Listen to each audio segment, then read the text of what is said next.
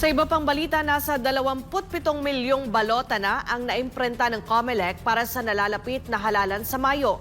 Samantala, Dr. Willie Ong umatras na sa Senate race. Pero hindi na raw mabubura ang pangalan nito sa balota ayon sa COMELEC. Si Margaret Gonzalez magbabalita. Bukod sa National Printing Office o NPO, pinalawak ng COMELEC ang verification process ng mga balota sa pamamagitan ng paggamit sa buong Amorando Sports Complex sa Quezon City. Ang hakbang na ito ay upang mapabilis ang pagsusuri sa mga balotang gagamitin sa halalan. Sa bagong sistema, isinasailalim ang mga balota sa manual at machine verification upang tiyakin ang kalidad ng bawat isang balota. Ayon kay COMELEC Chief Attorney George Garcia, umabot na sa 27 milyon ang naimprentang balota sa NPO at ang lahat ng ito ay kailangang dumaan sa masusing verifikasyon. Nais ng COMELEC na maka-verify ng 1 milyong balota bawat araw sa loob ng Amorando Sports Complex. Sa loob ng sports complex, mayroong 200 makina na ginagamit sa verification at target din ng COMELEC na magtalaga ng 500 verifier para sa day at night shift, katulad ng sistema sa NPO. Sa kasalukuyan, ang National Printing Office ay may 260 makina at 600 verifiers na hinati sa pang-araw at panggabing shift. Sa verification process, sinusuri kung mababasa ng automated counting machine ang balota. Habang sa manual verification, ini-inspeksyon kung may punit, dumi o anumang diferensya ang mga balota. Sa mata pa lang, kita mo, parehas ba yung kulay? Yung kulay light green, yung kulay green, parehas ba yung kulay? Meron ka bang nakitang smudge? O kaya napunit ba? Kanina may nakita yung napunit sa taas. Technically, kahit yung punit na yon, babasahin nyo ng machine. Bakit? Hindi naman naapektuhan ang timing mark sa iyo sa gilid. Pero, sa mata ng verifier, rejected yon. Defective yon. So, set aside. So, yun po yung mga defects. Ngayon, sa machine naman, titingnan ng machine na andyan ba yung mga secret markings namin. Ito ba ay tunay na balota para doon sa mismong bayan na yan o sa mismong presinto na yan. Kasi nga precinct specific.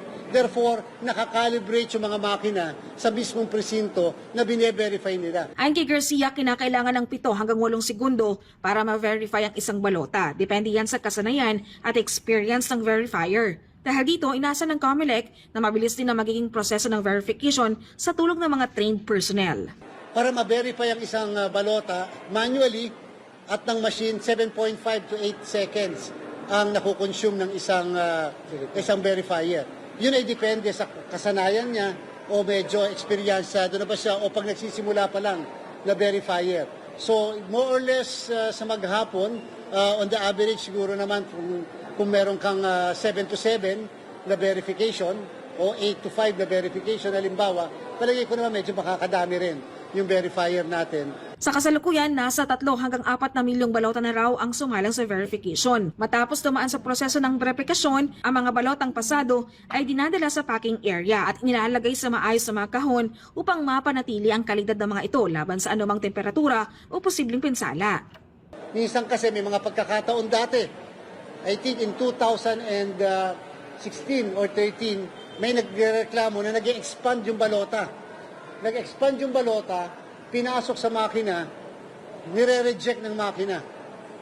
Yan po base sa ating karanasan. Nagmo-moist kasi, o kaya dahil sa init, nag-expand. Ngayon po, yan yung ating ginawa ng paraan itong mga nakarang eleksyon upang hindi na mangyari yung mag-expand. Kasi siyempre, pag nag-expand, iba na yung size ng balota. Yung size ng balota ay nakaprogram yon sa mismong makina. Pag hindi yun na nakita niyang size, i-reject yung mismong balota. Samantala sa mga balotang dumaan sa verification, kakaunti lamang ang mga rejected o defective ballots. Malayong-malayo sa naunang 30% defective rate sa unang 6 na milyong balotang naimprinta. Ang mga rejected ballot o hindi pumasa sa manual at machine verification ay kailangan muling ipa-imprinta sa National Printing Office. Samantala, isa pang kandidato sa pagkasenador ang umatras sa halalan. Sa pamamagitan ng isang social media post, ipinahayag ni Dr. Willie Ong ang kanyang pag-atras sa pagkasenador upang mas bigyang pansin ang kanyang kalusugan. Ayon sa COMELEC Chairman, kung hindi personal na makapaghain ng withdrawal si Ong dahil sa kanyang kondisyong medikal, maaaring ibang tao maghain ito sa kanyang ngalan, basta't may kaukulang medical certification. Kung sakali ang sino man po ngayon na magwi-withdraw ay may karamdaman, basta may certification lang kayo mula sa doktor, tatanggapin po namin ang withdrawal. At siyempre, hindi naman po ilihim yung sakit nung nabanggit yung personalidad. Yan naman po ay common knowledge. Nilinaw rin ng COMELEC na hindi na maalis ang pangalan ni Ong sa balota kahit pa siya'y umatras na sa laban. Kung sakali man, again, kung sino man ang mga magwi-withdraw ngayon, hindi na po namin babaguhin na nai-imprentang balota. Tuloy-tuloy na po kami. Hindi na po namin matatanggal yan. We can no longer compromise the 27 million ballots na imprenta natin. At therefore, lahat po ng boto kung sakali doon sa mismo nakapag-withdraw na si Mr. Wilbert Lee, lahat pong botong yan ay stray lahat. Para sa Diyos at Pilipinas, Kumahal Mark Gonzales, SMNI News.